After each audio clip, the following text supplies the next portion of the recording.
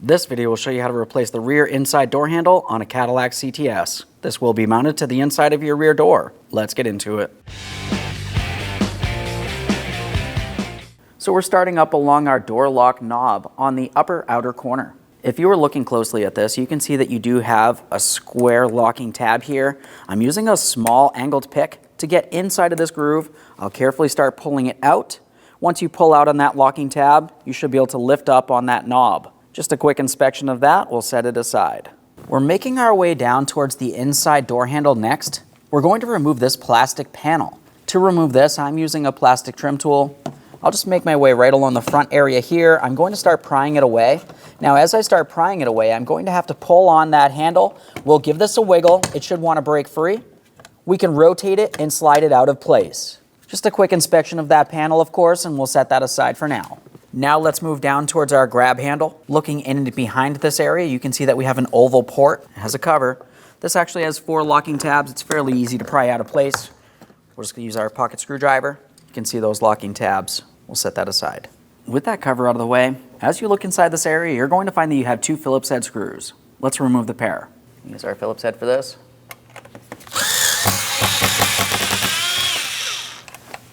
Just going to use a magnet to take hold of that.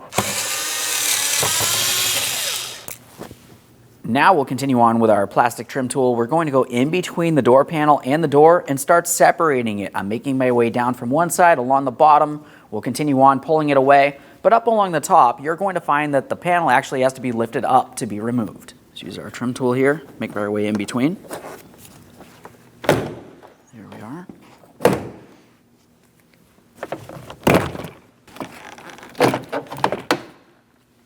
Remove the door panel from the vehicle. There it is, friend. A quick inspection will set this aside. Now that we have the door panel out of the way, we can start removing the inside door handle. The door handle is held in place with one 10mm headed mounting bolt. After that, it does have a small hooked area, but it really just slides out of place. Keep in mind you will still have to remove the rod once we have it dislodged. Just a quick inspection of our mounting screw. We'll take hold of this. We're going to slide it what would be forward. We can start pulling that away. Now I'm pulling away on this. The rod actually falls into this plastic portion behind our vapor barrier, but you don't have to remove the vapor barrier. Now we're just going to pivot the handle as necessary so we can remove the rod from this area. Slide it right off of there. A quick inspection of the hooked end of our rod. This looks good. And there it is, friend. Let's get ready to install our inside door handle. The first thing we'll do is tilt it like this. We're coming towards the door. The rod needs to be on the outside of this handle area.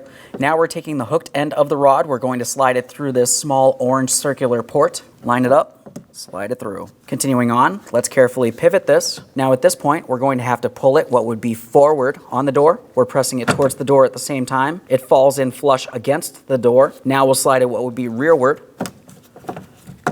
Once you feel as though you have it locked in, continue on with your mounting bolt. Start it in, snug it up. Let's just double check to make sure there's no movement from that handle. Press the rod into the locking clip. It's time to reinstall the door panel. As far as the door panel is concerned, there's a couple things to focus on when we bring this into place. Up along the top, you have a small metal ridge that'll fit along this area next to your window. As we make our way down along the center of the door panel, we have the electrical connector that will go into this portion on the door, which is also an electrical connector. The two slide together. You're going to find you have locating tabs and locking tabs. Those will fit into their corresponding ports, and then we'll just tap this in. With that said, let's start up along the top. We're coming up nice and high so we can bring that ridge down into the proper placement. I always like to make sure I can gain access to my door lock rod.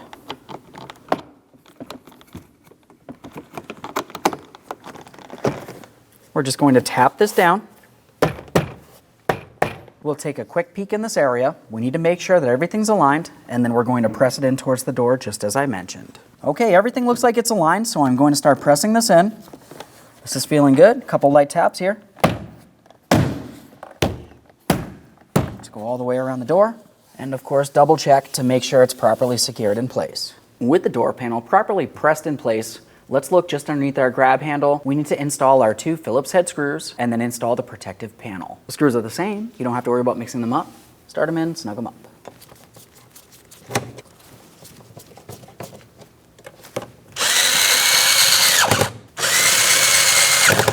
Let's go ahead and install our plastic panel. Line it up, press it in. We'll make our way towards the inside door handle. Let's install our trim panel. We're bringing the handle through the slot on the trim panel there. Let's press it in towards the door panel. There we are. Listen for an audible click from that. Make sure it's secured in place. Now it's time for the door lock knob. We have it in the unlocked position. We're going to align it with our door lock rod. Start sliding it down.